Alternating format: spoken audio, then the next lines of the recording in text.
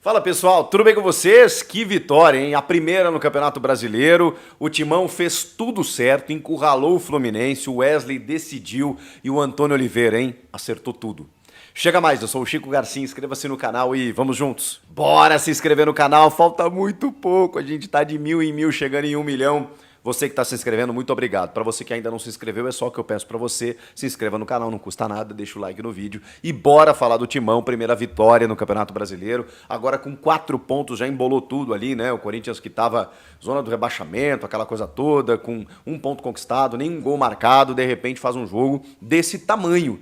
Diante da sua torcida, contra o bom time do Fluminense, um 3-0 e fora os ameaços, né? Poderia ter sido muito mais pelo que o time jogou, protagonizou, competiu, mas precisamos falar com mudanças no time. E assim, o Antônio Oliveira estava se perdendo por conta das suas escolhas. Ele estava entrando numa espiral negativa a ponto de ser pressionado por torcida organizada, pela opinião pública, daqui a pouco até podendo perder o emprego, coisa que eu não concordava, porque acho que ele tem condições de levar esse Corinthians a algo maior, mas o problema é que ele estava muito teimoso em algumas escolhas. Muito teimoso. Mas ele modificou. Não sei se por pressão, não sei se por pressão de cima, não sei se por pressão externa, ou se entender que de repente precisava fazer alterações, meio que, cara, não adianta mais. Não adianta daqui a pouco eu ir pela minha cabeça se o que está acontecendo é visível. O Corinthians não tinha vencido nenhum time de Série A na temporada. Nenhum time de Série A.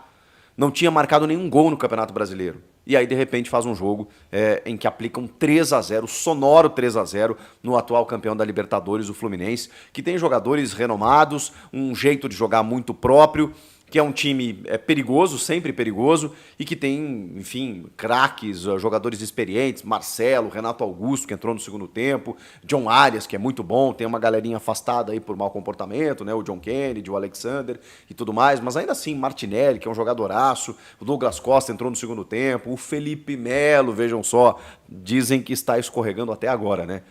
Gente, a gente precisa falar da partida do Wesley, né? Cara, o que o Wesley fez? Que coisa inacreditável, que moleque bom de bola, fez o principal jogo dele talvez na sua carreira até aqui.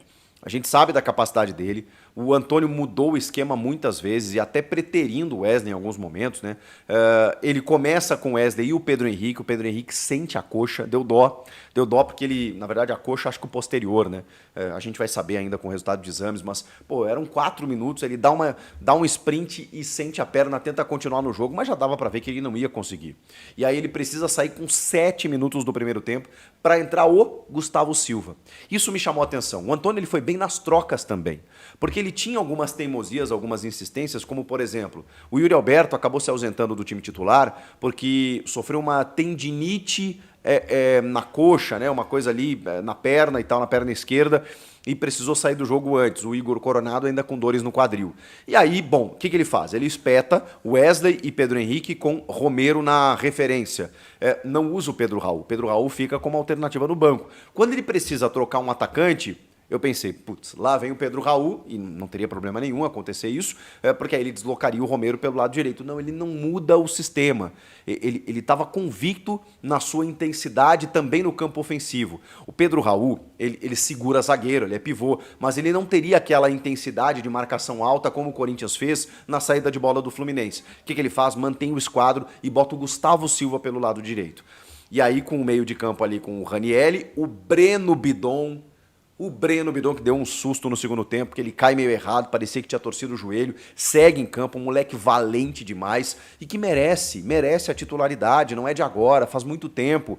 E quando ele precisa sair, quem entra no seu lugar não é o Fausto Vera, é o Paulinho. Então o Antônio Oliveira, vejam os sinais que o jogo enviou. O Antônio Oliveira reconsiderou em todas as posições, em todas as escolhas equivocadas que ele vinha fazendo. A começar pelo Carlos Miguel como titular, né? Que talvez seja a principal notícia do dia. Anotem esse dia, 28 de abril de 2024. É o dia em que Cássio Ramos foi para a reserva.